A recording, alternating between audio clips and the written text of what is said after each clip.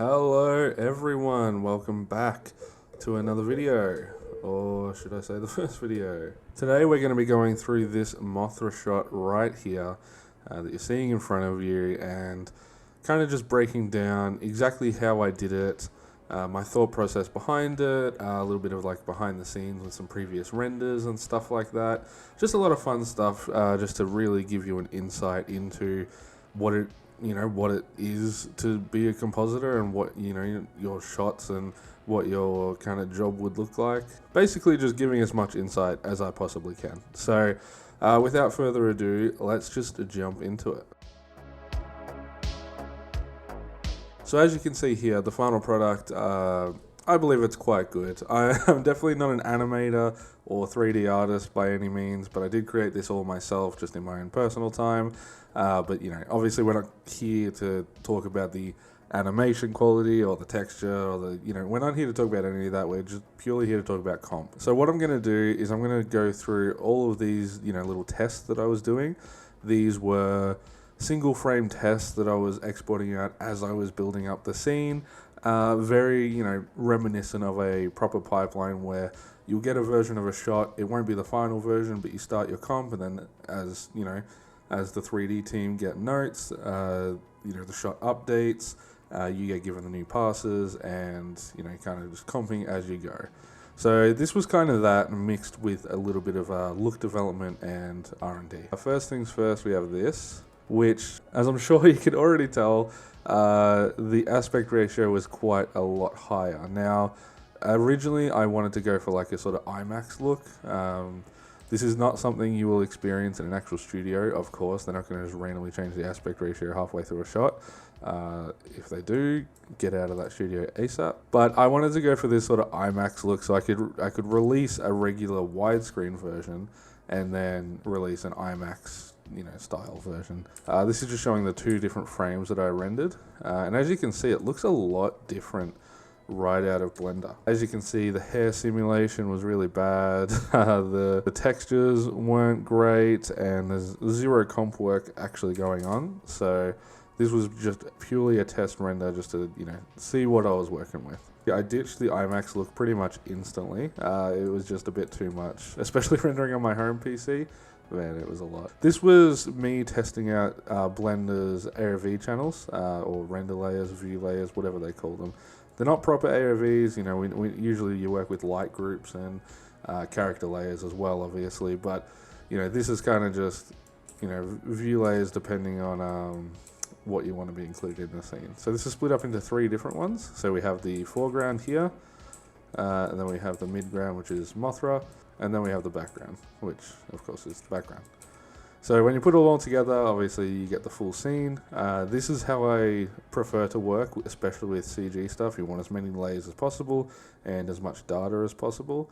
Now, I did unfortunately have to render this on my home PC, which not only is pretty outdated, I also use it for work. So I wasn't able to just leave it rendering for 2 weeks, uninterrupted. So I did eventually have to scrap this, but this is the ideal workflow. Like I said, in bigger studios, you'll have light groups and all these different channels like emission, blah blah blah, all that sort of stuff, which I did eventually use the emission channel. Next, as you can see, the render changed a little bit, the framing and animation changed slightly, which is something you're going to encounter quite a bit. That's why I always try and have my comps be as procedural and automated as possible. For example, if the framing and animation were to change, but I manually rotate the character, which again, I don't know, you wouldn't do that, but let's just say as an example, you manually rotate around Mothra's head here, and then next thing you know,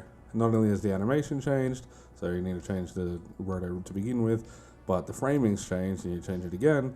It's like you're just giving yourself so much extra work for really no reason. So if you can have everything be as automated as possible using like depth maps, crypto mats, all that sort of stuff, it will really kind of save you a lot of trouble as you're going through the process of developing a shot, because it will 100% be different from your first version. 100%, without a doubt. If there's anything you take away from this video, your version 1 is never going to be your final version. And so as you can see with these grade nodes, I was also trying to give a little bit of mist into the scene, as you can see here. Now, here is the mist pass for, straight out of Blender. It is just like a worse depth pass, to be honest. But you know, it does the job. It for what it is, like if you want it literally for mist, a mist pass, it's good. Because in Blender you can set the amount that you want it, and you know, I thought, oh, this is good, this makes it look huge because this isn't as misty, you know, this looked good to me, and it does help, it does the job, but you know, it is just like a worse depth pass, so hopefully Blender kind of fixes its AOVs at some point, just from a compositing standpoint. I know they try to have the compositing be done, you know, within Blender. It has its own compositing tab, but nobody who actually knows how to composite actually uses that. So yeah. Next we have a much more in-depth comp. As you can see, this is very close to like what the final idea was going to look like. I'm just going to switch this to sRGB. It's going to look funky, but it's just going to help us actually see the layers. So we have the background layer here with the mist and the defocus, just to, you know, add a little bit more depth. So then we also have this, which is being unpre-multed. Now, for those of you who don't know, pre-multiply is basically whatever the alpha channel is, it multiplies that by the RGB pixels. So, for example, you know, if your alpha is set to 1, then the RGB is multiplied by 1 and it stays like that. If your alpha is black, it'll be 0. And so it's multiplied by 0, becomes 0, so it becomes transparent. So basically, long story short, it cuts it out. Now that's good, but what is an unpremult? So an unpremult is essentially the opposite. It's just a little trick I picked up that kind of adds more data to the edges. As you can see here, if I disable this, it adds quite a bit of data to the edges, this really bright line. And what that means is you can unpremult, do a bunch of grades like I've done here, as you can see, do some saturation stuff, another grade, and then when you premult it again, your edges will be normal. Usually you run into the issue like this where you're actually getting like really dark edges. It's very hard to see with what's happening now. Let me just skip to the end so I can show it off a bit better. So as you can see, if we have the unpremult, it looks fine. If we take away that unpremult, you get this dark edge. Now, this may not seem like a big deal. Luckily, we have a dark background with a bright subject. So, you know, if we were to kind of let this slip, it wouldn't exactly be, you know, the end of the world. But, you know, you don't want to be doing things where it's like, bloody, you know, that doesn't matter. No one's ever going to notice that. It's like, people may not notice it, but you'd rather have the good habits instilled from the very beginning. You know, you don't want to be leaving things unpremulted and getting bad edges and then going for a job in a big studio, then all of a sudden you're getting pulled up for your edges on every single shot and it kind of just makes you look bad. So you don't want to be doing that. We also have an emission pass here with a couple of, you know, custom nodes that I will not talk about right now because I want to release a dedicated video to those. There's a full suite that I want to be releasing sometime soon, so keep an eye out for that, but won't be going over that right now. And then we also have the foreground layer with the defocus, as you can see. There you go. And now obviously the color space, bam, there you go, looks normal. This is a lot closer to what the final shot actually looks like, but it's still not quite. So you might be thinking, oh, this looks good, but then when you see the final shot, you're like, oh man, okay, there's still so much left to do. So as you can see here, there's so much left to add before this is in a presentable state. So this is actually what we ended up with. So we ended up with an emission pass, and then the main plate, and a mist pass. Now, you might be saying, well, what happened to all the different layers you had? Like I said, it was just going to take way too long to render on my home PC, so I had to make do with just rendering a single plate. This isn't usually ideal. Sometimes it happens, but usually you'd at least get a crypto mat. You know, in hindsight, I probably could have done a crypto mat. It wouldn't have added that much to it since I was already doing these passes. But regardless, you know, I just had a single layer and I just had that to work with. So that is it for the testing phase. There was a lot more that went on in between this, like vastly different framing, animation, even like lighting, all that sort of stuff. It changed quite a bit. I'll chuck some up on screen at the moment, but this is kind of the core essence of what I was doing. Every time I would have a new render, I would bring that in, do a quick test comp, test out some methods, and kind of just develop it as it was going. But without further ado, let's get on to the actual comp. Alright, so as you can see, we're in the actual comp now, and you know, there's a lot more going on. That is usually how it is. You know, you go through, do all these tests, and it, you know, seems simple, and then you get in the actual comp and you're like, oh, what if I just add one more thing? One more thing. No, maybe one more thing. And that's just how it is. So let's just go through layer by layer again. I'll show the proper ones we ended up with, kind of all the assets and how I kind of put them together. So like I said, we have the main plate here, we have the mist pass here, and then we have the emission pass. I won't go through too much of the mist pass or the regular plate because at the end of the day they're very simple. This is the mist pass. I shuffle that into the alpha and use that to influence a grade. So if we look at this here, and then bam, before and after, you know, it just adds that necessary depth to it. But let's just focus on the emission pass real quick. So this did go through a few different revisions. I wasn't sure exactly what color I wanted to make her. I wasn't sure if I wanted to, you know, follow the modern movies where it's more based on bioluminescence, or if it was, you know, going after the Showa era stuff where, you know, she didn't necessarily glow, but she did have a lot of sparkles and all that, like, you know, much more natural colors. Also, amongst this, Godzilla X Kong came out, and I was wondering if, like, oh, maybe I make her golden, like in that movie. That would have been cool. I didn't end up doing that, obviously. Just kind of stuck with a regular bioluminescence, but as you go through, you know, I'm just nailing down the color with the tint, adding the Expo Glow, and then plussing that over, so as you can see. Now, unfortunately, the emission is baked into this. This is what I was talking about with light groups and stuff. It'd be very good to have an option where the emission is not actually on Mothra, it's just its own thing, and then I can manually put it on myself.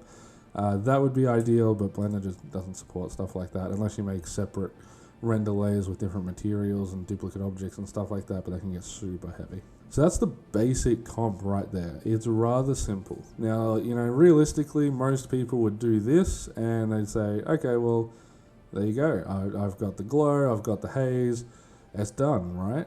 And that is kind of what separates a lot of compositors, you know. If you're in this just for animation and stuff, you might just do that. You might not even do this, to be honest. A lot of people just don't composite their shots straight up. But even if you do, you might just leave it at something like this and be like, man, yep, I've done plenty.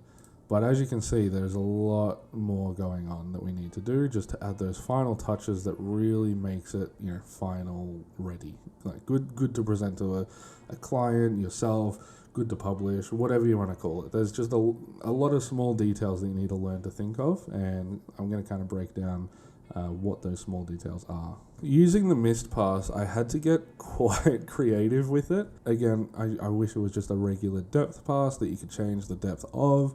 You know, there's so many things I wish I used a crypto map, blah blah blah, but you know, I ended up with just a mist pass and I had to get very creative. So in order to separate the foreground, what I actually did was I took this, I inverted it, added a color correct to really crunch it so it was just the foreground elements here. And then I added this blur because I wanted to defocus the foreground, and obviously if you have a defocused image with a sharp edge it's going to look weird. So I blurred the alpha a bunch so it would actually blend in. If we bring this down, we have an eye defocus here. So if we actually look at it, as you can see, this is defocusing the image where that alpha is. So this is such a cheat, but it really, it did a good job of what I wanted it to do, which was just add a little bit of depth of field to this. Nothing crazy, just a little bit. So I'm very happy that I thought of that little cheat and actually managed to pull it off, because It was super dodgy, don't get me wrong. You never want to be doing this at like a big studio or anything, but you know, it worked. It got the job done, so you can't really complain. So next I want to go over this light shaft, which it took a little bit of fidgeting to actually get in a working state. So we took the mist pass, of course, and then inverted that. Let's look at the alpha. And then I wanted to kind of just separate Mothra as best as I could. As you can see, it's cutting off a little bit of her wings here, but that didn't matter too much because what I wanted to do was add like this giant beam of light as if there was this hole in the top of the cave and the sun was just like, you know, bursting through and it was hitting Mothra, and that was giving off this massive like glow, ethereal sort of look, you know. I view Mothra as very like angelic, very soft, and I really wanted to kind of convey that.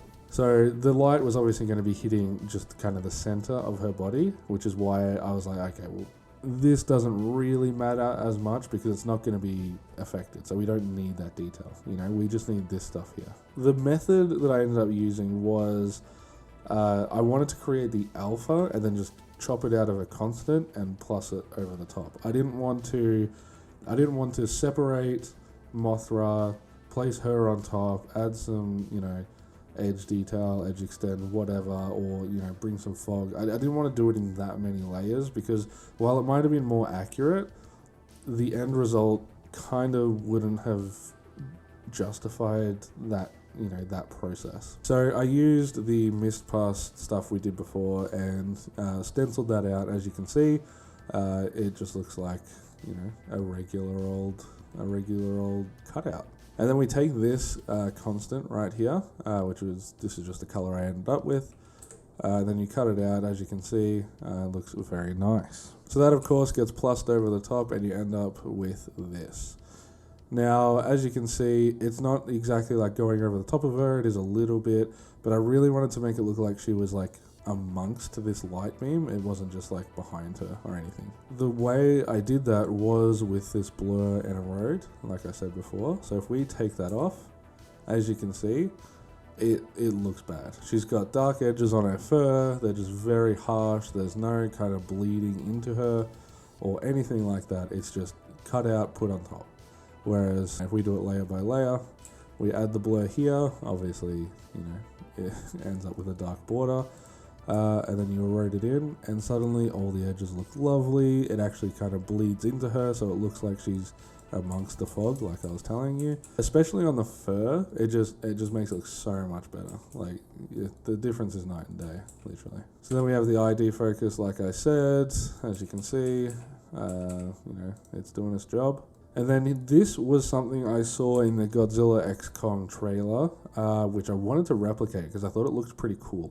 I've also seen it on things like Zack Snyder's Justice League, and I just thought that's an interesting type of lens flare. I don't really know what that is, so I just thought I'll replicate it. Why not? So if we actually have a look at what we've got here, as you can see, we've got this massive roto, and it's purely just to get, you know, the tiniest bit of edge detail because it's obviously lens related. So I wanted to get this, you know, little curvature here just to kind of try and emulate that a little bit best I could. Inverted that obviously, and it is uneven, but I wanted it to be uneven because you know, flares are never identical. The whole thing with flares is it's, you know, inconsistencies within the lens. You know, that's how you get all these different crazy patterns. That's how you get like really nice bloom, and you know, it's not meant to be symmetrical. So this was intentional, of course. And then I blurred that out. As you can see, you got some width variation here. Now I just cut that out of a constant here. So I was left with this. So then I merged that over a black constant, so you know, you can't really tell the difference. And then next thing is we multiply it over this. Now what is this, you're asking?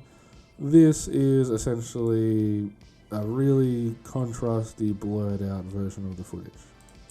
So we take a luma key, which gets that, pre-mult it, so it's just the brightest parts of the frame, blur it to hell, grade it up a bunch, and then we mirror it because when light gets reflected into the lens, it flips around, obviously. So yeah, make sure you mirror everything when it comes to lens reflections and stuff. So then when we multiply it over, it's taking this image, but it's, you know, multiplying it just like pre-mults. It's multiplying it by the light and the dark values of this input here. So that's how we end up with this. So the reason we're doing it this way, which is the exact same way as, you know, things like lens dirt, all that sort of stuff, is because we want it to be influenced by the actual footage. We don't want to just grab a green constant, plus it over, you know, roto it out and then plus it over, because then you're going to have to like manually animate, you know, the opacity, the position, all that sort of stuff, the color even. So it's just, you can't do it that way realistically. So we want it to be influenced by the footage, which is this. So as you can see, we go through, it actually changes, and then we have this, which is influencing it properly. And then when you plus that over, you end up with these really nice edge flares. You know, because it's just going by the brightest parts of the image, even some of these still add something to it. You know, we've got this bright section here, which would be influencing over here. And then same with this bright section here, influencing here. Now it seems a bit weird to be working in reverse like that, but that is how lenses work, so you want to stay consistent. So that is the base of the comp. You know, that's a lot of the hard work kinda done.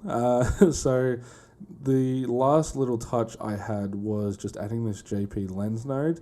Now, like I said, I won't be going over it in detail because I want to release a dedicated video to all of these nodes, but I actually created this while working on this shot because I wanted a quick way to add lens effects such as chromatic aberration, bloom, grain, all that sort of stuff. I wanted a really quick way to kind of add those to fully CG shots.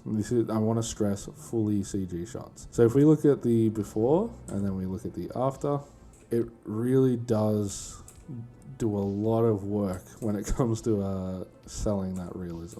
So, you know, this bloom here, which is also like lifting the shadows on her face, kind of just makes it look like there's a bit more bounce light on her, which adds to the realism. It makes it look like she's amongst the light even more. I wanted it to be super glowy and ethereal, like I said, so this is probably pushed a bit far, but, you know, it's important to it's important to know your intention when you're going into a shot so you can make decisions like this without it kind of coming across as weird or unnecessary. If we have a look as well, there's also lens dirt on here. Try and find a good section. There you go, there's a little kernel there. All this stuff is super subtle, but in combination with everything else, it really, really adds to the final product. And at the end of the day, that is what compositing is as a whole. It's all these really tiny, minuscule details that by themselves don't seem important. When I look at something, I don't see chromatic aberration. I don't see all of this bloom. I don't see lens dirt, obviously. I don't see any of that stuff, but you know what does see that? A camera. And your job is to make everything look as close to photoreal and as if it was shot through a camera as possible. This is the interface here. It is slightly outdated. We just have the simple soften, lens dirt, lens distortion, bloom, chromatic aberration, grain, and anamorphic. Now the anamorphic look is pretty cool. As you can see, it adds that subtle vignette as well as some lens blurring. So that is the comp. This is what we ended up with. Now, of course, this wasn't the first thing we ended up with. So up here I have all the different versions, you know, significant versions, I should say, of the comp. This is version 1. We still have all the chromatic aberration and stuff like that, and, you know, this glow. But this was before I added the light shaft, and this is also before I defocused this character down here. I'm actually failing to see what was different between these two versions, and I did this comp quite a while ago, so I don't actually remember, so let's move on. But then version 3, as you can see, we added the light shaft. There it is, big, bloomy. We added these edge flares. It's looking pretty good. It's looking pretty sick. And then we go through to the last version. I reduced the brightness of the shaft because it looked a little kind of out of place. And then I increased the brightness of this and decreased the blur to give us more of this look. That is the final version we ended up with. So you're probably looking at this and you're like, oh yeah, no, I see what you did. You did a lot of things. It looks good. Yeah, cool. But, you know, how important is compositing really? Because let's be honest, compositors are one of the most looked over parts of the industry. You know, people don't even know what that job is. I say I'm a compositor, everyone's like music? It's like, no, that's a composer. No, I'm not a composer. And that is kind of why I've started doing stuff on this channel, is because I really want to kind of showcase how important compositing is to the pipeline, just like anything else. You know, animation is extremely important, texturing, lighting, all that sort of stuff, camera, you know, everything is so extremely important to the pipeline, and compositing is just as, if not slightly more important. Obviously, I'm a bit biased, but as you can see, the final image is kind of dependent on the compositor. If you don't believe me, this is obviously the final image we ended up with. Your eyes would have gotten used to this by now. I'm just going to switch back to the plate so we can see exactly what we've done. Bam. Yeah. So, as you can see, it's one of those things, exactly like I said, everything you do may feel insignificant and feel like it doesn't matter at all, but when you look at the final product versus what you were given, you see how important that actually was. But I've rambled on for long enough. I don't want to bore you guys, so I hope you enjoyed. I hope you learned something. And if you're interested in compositing at all, whether this is your first time seeing what compositing is or whether it's just your first time on this channel, if you're interested in actually watching the live process of compositing, I do this stuff on live stream for my personal projects anyway. So, you know, I composited all of this on live. I composited all of my next video on live, the Ben 10 in live action. So if you're interested in that at all, I stream right here on YouTube. Make sure to check me out. And I look forward to seeing you there. But the time has come. I bid you farewell. Thank you all again for watching. I hope you learned something, and I will see you next time.